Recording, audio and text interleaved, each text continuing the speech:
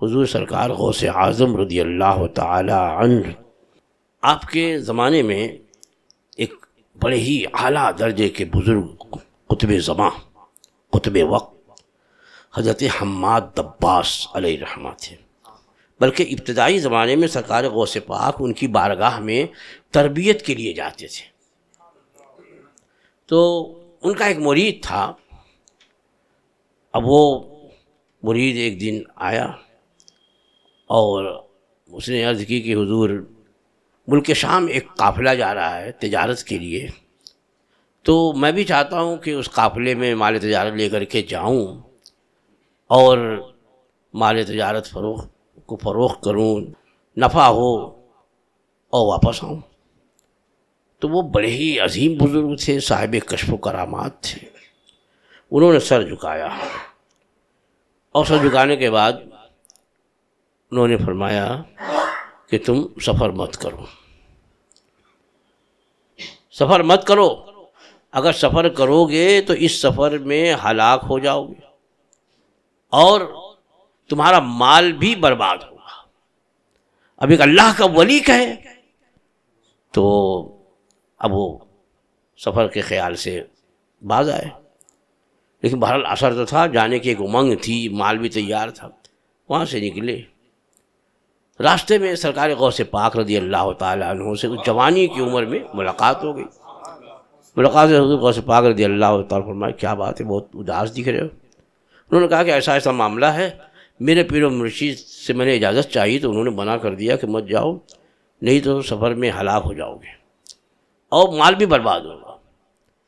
حضور غوث پاک رضی اللہ تعالیٰ عنہ نے فرمایا کہ جاؤ جاؤ، میں ذمہ لیتا ہوں،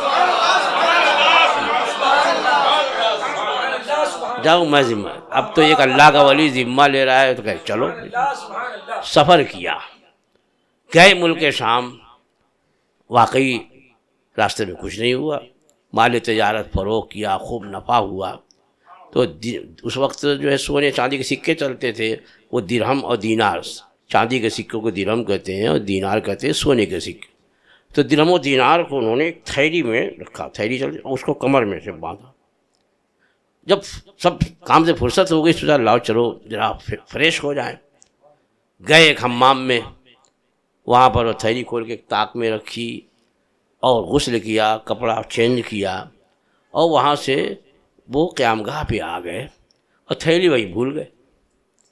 جو پورے سفر کا محاصل تھا، جس کے لیے سفر کیا تھا، وہی بھول گئے۔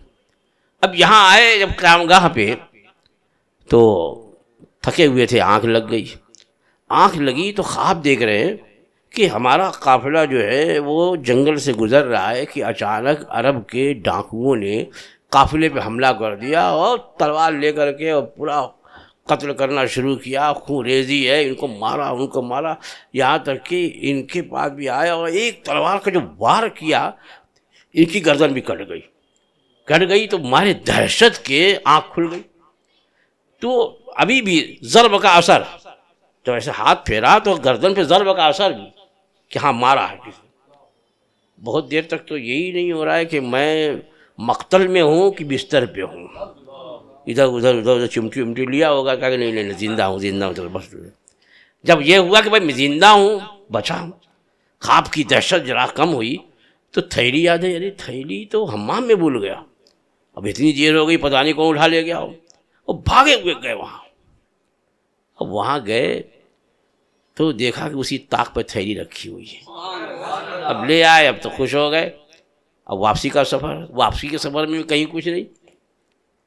اب جب بغداد شریف کے ایک باب سے داخل ہوئے تو سوچنے لگے کہ پہلے پیر و مرشد کے پاس جاؤں کہ پہلے شیخ عبد القادر جیلانی کے پاس، کہاں جاؤں؟ وہ پیر و مرشد ہیں اور انہوں نے ذمہ لیا تھا۔ یہ سوچ رہے تھے کہ اچانک سامنے سے حضرت حماد دباس تشریف لا رہے۔ ہمارے کیا سوچتا ہے کہاں جاؤں جا شیخ عبد القادر جیلانی کے بارے کہ تیری قسمت میں تیری قسمت میں اس سفر میں ہلاک ہونا، قتل کیا جانا لکھا تھا، اور مال کا ضائع ہونا بھی لکھا تھا، لیکن شیخ عبد القادر جیلانی نے اپنے رب سے تیرے لیے 70 مرتبہ سفارش کی، تو وہ جو ہونے والا تھا خارج میں، اللہ نے اس کو خواب پہ ٹال دیا۔ سبحان اللہ، نعرہ تکبیر، نعرہ رسالت، نعرہ غوثیہ، مسلک اعلی حضرت فیض حضور تاج الشریعہ، سبحان اللہ سبحان اللہ۔ خواب پہ ٹال دیا، اور مال جو ضائع ہونے والا تھا وہ بھولنے پہ ٹال دیا۔ سبحان اللہ سبحان اللہ۔ جب یاد آیا تو تکلیف تو ہوئی نا، اتنی سب محنت گئی، سفر بیکار، سب بیکار، لیکن مل گیا، بھولنے پہ ڈال۔ جاؤ شیخ عبد القادر جیلانی کی بارگاہ میں، کہتے ہیں وہیں سے میں نے مڑا اور حضور غوث پاک کی بارگاہ میں پہنچا۔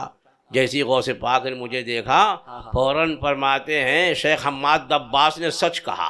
سبحان اللہ سبحان یا اللہ، اللہ کیسا نیٹ ورک ہے بھائی، سبحان اللہ، یہاں تو بڑے بڑے ٹاور لگے تب بھی نیٹ ورک غائب ہو جاتا ہے۔ یہ اللہ والوں کا دیکھ، سبحان اللہ، ادھر کہیں ادھر سنیں۔ واہ واہ، کہا تمہاری قسمت میں ہلاک ہونا لکھا تھا، لیکن شیخ حماد دباس نے سچ فرمایا، واقعی میں نے اپنے رب سے تمہارے لیے 70 مرتبہ سفارش کی، تو وہ جو ہونے والا تھا خارج میں، واقعے میں اللہ نے اسے خواب پہ ٹال دیا، سبحان اللہ، اور مال کا جو برباد ہونا لکھا تھا اسے بھولنے پہ ٹال دیا۔ سبحان اللہ۔ اسی لیے علماء فرماتے ہیں، صوفیاء کرام فرماتے ہیں، جو سرکار غوث پاک رضی اللہ تعالیٰ عنہ کے سلسلے میں داخل ہے، ان سے محبت کرتا ہے، ان کا نام لیوا ہے، تو اگر ایسا کوئی خواب دیکھے تو سمجھے کہ سرکار غوث پاک کا کرم ہوا، ہونے والا تھا خواب پہ ٹال دیا۔ سبحان اللہ، حق، سبحان اللہ، حق ہے، سبحان اللہ۔ واہ کیا مرتبہ اے غوث ہے بالا تیرا، اونچے اونچوں کے سروں سے قدم اعلیٰ تیرا، سر بھلا کیا کوئی جانے کہ ہے کیسا تیرا، اولیاء ملتے ہیں آنکھیں وہ ہے تلوا تیرا، اور کیا دبے جس پہ حمایت کا ہو پنجا تیرا، شیر کو خطرے میں لاتا نہیں کتا تیرا۔ وآخر دعوانا الحمدللہ۔